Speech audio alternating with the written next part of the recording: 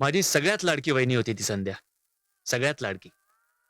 या घरात लग्न होऊन आली ना, तेव्हा लहानच होती. आमच्यात अंतर असेल जेमतेम 8-10 वर्षांचं.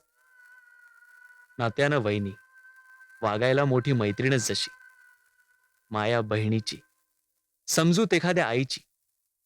या सगळ्या इतर वहिन्या जेव्हा आपापल्या कामामध्ये, नवऱ्यांमध्ये, मुलाबाळांमध्ये मग्न असायच्या ना, तेव्हा मला हवं नको ते बघणारी ही एकमेव वहिनी होती. कसं सांगू संध्या तुला आमचं नातं? मला फार समजून घेतलं ग तिनं. तुम्हाला एवढं समजून घेतलं तर मग भाऊसाहेबांना का नाही घेतलं? हे बघ संध्या, नवरा बायकोमध्ये नेमकं काय घडलं याचा फक्त तर्कच बांधणं आपल्या हातात असतं. प्रत्यक्षात जे काही घडतं त्याचे आरोपी तेच आणि साक्षीदारही तेच असतात. एका मर्यादेनंतर कुणाचीच वकिली करण्यात अर्थ नसतो, कारण न्यायनिवाडा ही आधीच करून ते मोकळे झालेले असतात. गुन्हेगार दोघांनी एकमेकांना ठरवलेलं असतं. वाईट वाटण्याची शिक्षा भोगणं फक्त आपल्या हाती उरतं. कल्पना कर संध्या, की उद्या तुझ्या माझ्यात काही बिनसलं. स्वप्नील माझ्याकडे राहतोय. 10-12 वर्षात तू त्याला बघितलेलं नाहीयेस.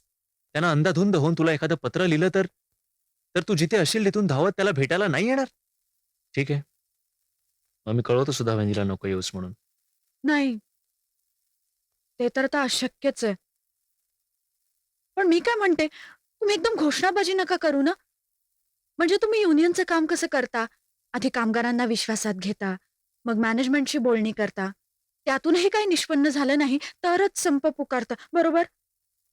तसाच आपलाही हा नाजूक कौटुंबिक प्रश्न आहे.